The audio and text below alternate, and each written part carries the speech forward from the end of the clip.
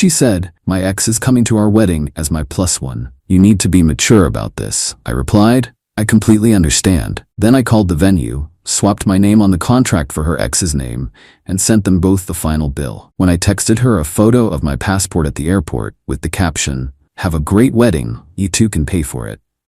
My fiancée Jade sat me down last week with the kind of serious look usually reserved for announcing a national emergency or that the last of the good coffee is gone.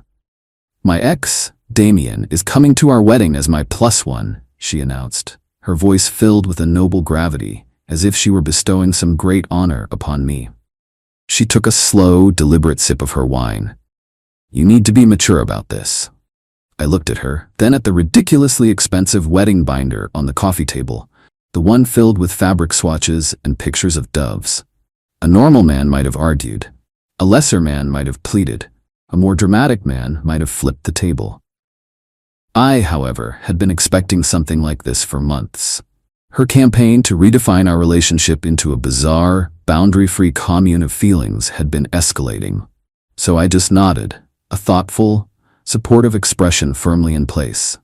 "I completely understand," I replied, my voice a perfect imitation of a man who is both mature and deeply enlightened. She practically glowed with pride. This, in her mind, was the final test. I had evolved. I was no longer one of those brutish, possessive men. I was ready for a modern partnership. What she didn't realize was that I did, in fact, completely understand. I understood that our engagement was over. And I understood that she and Damien were about to enter into a modern partnership of their own, one that was going to be very, very expensive. The plus one wasn't just a guest. He was about to be the guest of honor. You see, Jade operates on a different level of reality from most people. In her world, things like history and consequences are minor inconveniences. Her ex Damien wasn't just an ex. He was, in her words, a foundational part of her journey. Damien, from what I could gather, was a man whose primary occupation was having a journey.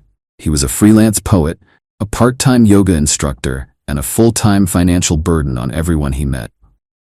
He and Jade had dated for 3 years before me, a dramatic on-again, off-again saga that apparently forged an unbreakable spiritual bond, a bond that conveniently re-emerged whenever he needed his rent paid. For the first year of our relationship, Jade was perfect. She was supportive, loving, and seemed to share my traditional values. Damien was a ghost, a funny story she told about her wilder days. She never asked for money, she praised my work ethic, and she seemed to genuinely appreciate the stable life I provided. I wasn't a simp paying for a freeloader. I was a man in what I believed to be a balanced, loving relationship. The red flags were not just absent, they were non-existent. Then, the ring went on her finger, and the deposits for the wedding started clearing. It was like a switch flipped. Suddenly, our relationship needed to evolve. Damien started reappearing, first in texts, then for innocent coffee dates. When I raised an eyebrow, I was accused of having toxic insecurities. She wasn't cheating, she explained. She was honoring her past while building our future. It was a bold strategy, you have to admit. About 2 months ago, we had the first major incident. I came home from work to find Damien in our living room, strumming a ukulele and apparently teaching Jade how to channel her inner truth through song. My inner truth was telling me to throw his ukulele out the window. He was sitting cross-legged on my couch, shoes off, with a serene look on his face that made me want to check my wallet. When I expressed my discomfort, Jade arranged a formal sit-down meeting where she and Damien explained to me, as if I were a child, that my possessive energy was stifling her creative spirit. Damien actually used the phrase, "Your paradigm of ownership is problematic." I almost laughed. Instead, I just nodded and said I would work on being more open-minded. My open-mindedness involved going online the next day and ordering a few discreet, high-definition security cameras for the common areas of my own apartment. A few weeks after the ukulele summit, I noticed a charge on our joint credit card, the one we used for shared household expenses, for $500 to an art supply store. I don't paint. Jade's artistic expression was limited to choosing Instagram filters. When I asked her about it, she waved her hand dismissively. Oh, that was for Damien. He's starting a new Canvas series on the transient nature of urban existence, but he was having a cash flow issue. So now my salary was funding transient urban existence. I didn't argue. I just took a screenshot of the charge, paid the bill, and quietly removed her as an authorized user on the account, telling her the bank must have sent her a new card that got lost in the mail. I told her I'd sort it out, which I did, by never sorting it out. This latest demand, that her ex be her personal guest at our wedding, was the grand finale of her campaign. It was so absurd, so breathtakingly arrogant, that it circled all the way back around to being a gift. She wasn't just giving me an excuse to end things. She was giving me a golden, engraved invitation to orchestrate the most satisfying exit imaginable. The camera footage I had collected was good, showing Damien was at our apartment far more often than I knew, but it was all circumstantial. Her demand was the opening I needed for something much more definitive. The next morning, after she left for a celebratory girls' day to tell everyone how wonderfully mature I was, I got to work. My first stop was not the venue, but my lawyer's office. I sat down with a man named Arthur, a sharp, no-nonsense lawyer who looked like he'd seen it all. I laid out the situation. The wedding contracts were in my name, the apartment was mine, and I was about to be replaced by a ukulele-playing journey haver. Arthur listened patiently, a small smile playing on his lips. He reviewed the venue contract and confirmed my suspicions. The liability was ironclad. But he suggested a crucial addition to my plan. A simple letter won't be enough, he said. You need them to sign an official assumption of liability agreement. We'll draft one that transfers all financial responsibility, and we'll make it look like a standard, boring venue form, something they won't even bother to read. So that afternoon, I called Cynthia, the event coordinator at the winery. I gave her my grand speech about the selfless gift and the groom substitution. She was, as expected, baffled but intrigued. So you're paying for your fiancé to marry another man at the wedding you planned? She asked, her voice a perfect blend of professional courtesy and sheer disbelief. Cynthia, love is a river, not a reservoir, I said, improvising my own brand of nonsense. Sometimes you have to let it flow where it will. I'm just helping to clear the dam. I told her that, to make everything official and to protect the venue, I was having my lawyer send over a liability transfer form that the new couple would need to sign. I would, of course, include the $2,000 amendment fee upon receipt of the signed document. The promise of free money and zero liability was too good for her to pass up. She agreed to present the form to Jade and Damien as a standard procedural requirement. Next came the vendors, the caterer, the florist, the band, the photographer. I called each one, told them the same glorious story. I confirmed that all future communications and most importantly, all final invoices should be directed to the new primary contacts, Jade and Damien.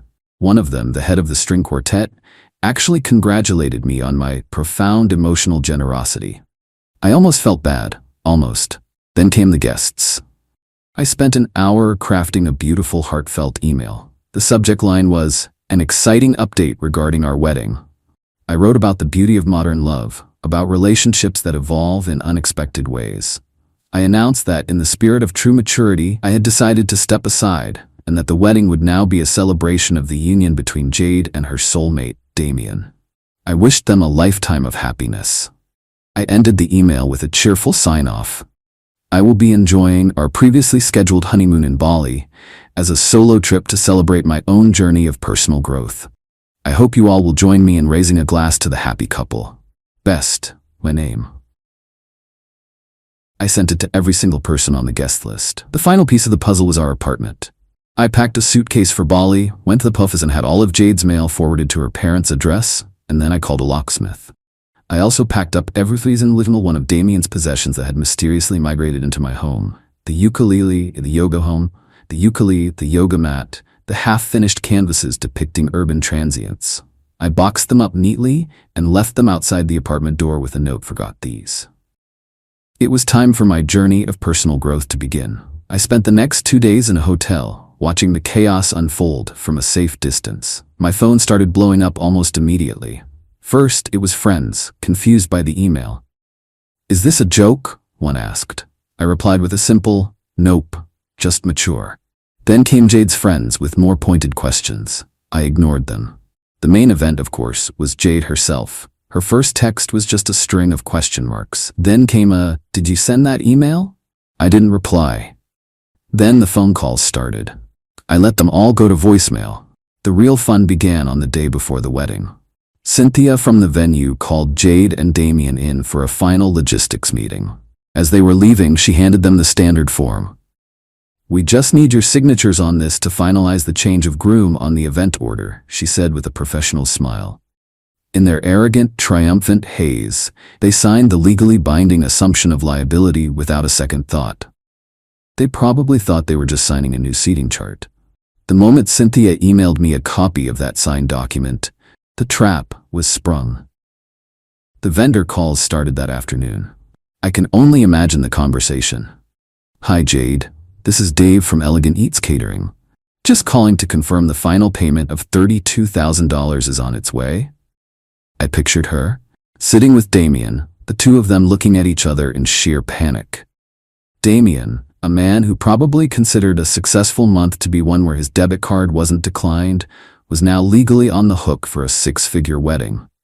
That evening, I was sitting in the airport lounge, waiting for my flight to Bali when my phone rang.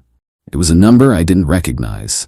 I answered, a sense of deep satisfaction washing over me. "Hello." A man's voice stammered. It was Damien. "What did you do?" He whispered, his voice cracking. "The venue just sent us a bill for everything. We signed some form. Cynthia said it was just for the event order." "Ah, the form," I said, taking a sip of my pre-flight cocktail. "You should always read the fine print, Damien. It's part of the journey. That form was a legally binding contract. You and Jade are now the proud owners of a very expensive party. Congratulations. But I don't have this kind of money." He squealed. "Jade said you were handling everything." "Well, I was," I said cheerfully. "But then I evolved. I became mature. This is my wedding gift to you both. Don't say I never gave you anything." I could hear Jade screaming in the background, a beautiful symphony of consequences. "Listen, I've got a plane to catch," I said. "You two have a wonderful wedding." I hung up. I took a picture of my passport and my boarding pass, artfully arranged next to my cocktail. I sent it to Jade with a simple caption. "Have a great wedding. You two can pay for it." Then I blocked her number, blocked Damien's number, and blocked her parents, who had just started calling. I turned my phone to airplane mode and settled in for the long flight. I heard about the wedding from my best man, Mark, who went to the venue out of a sense of morbid curiosity. He said it was a disaster of historic proportions. Jade and Damien had apparently tried to salvage it. They'd had a massive screaming fight with Cynthia in the lobby of the winery, waving the contract in her face. Cynthia, now legally protected, just calmly pointed to their signatures. Jade's parents had shown up, and her father had actually tried to write a check, but it was for a fraction of the amount owed. The vendors, having been alerted that the new clients were refusing to pay, all packed up and left. The band, the florist, the caterer, all gone. About 30 guests had shown up, confused by the conflicting emails. They were treated to the sight of Jade, in her wedding dress, sobbing in the parking lot while Damien argued with her father about money. Mark said Damien actually tried to get the guests to chip in. It did not go well. Most of the guests just turned around and left. A few stayed, presumably for the entertainment. There was no food, no music, no flowers. It was, by all accounts, the saddest and most pathetic wedding anyone had ever seen. Jade's modern partnership had devolved into a public financial dispute in under 24 hours. I spent 2 weeks in Bali. I went hiking, learned to surf, and drank a lot of excellent, inexpensive beer. I didn't think about Jade once. When I got back, my apartment was quiet and peaceful. There was a stack of angry letters from Jade's lawyer, which my own lawyer, Arthur, reviewed and then used as the basis for a very firm cease and desist letter. Her case, he informed me with a chuckle, was frivolous to the point of being comical. She had no claim to my property, and the wedding contracts, thanks to a notarized signature, were now her and Damien's problem. I heard through a friend that Jade and Damien had broken up, a predictable end to their epic romance. The venue and the vendors were, according to my source, pursuing them both legally for the outstanding balance. Her parents were apparently refusing to speak to her after she cost them a small fortune in non-refundable deposits and public humiliation. She had to move back home, a 30-something woman living in her childhood bedroom, with a mountain of debt and a reputation as the runaway bride who got stuck with the bill. Damien, I heard, had left the state to embark on a new journey, one that presumably involved avoiding collection agencies. I poured myself a whiskey and enjoyed the silence.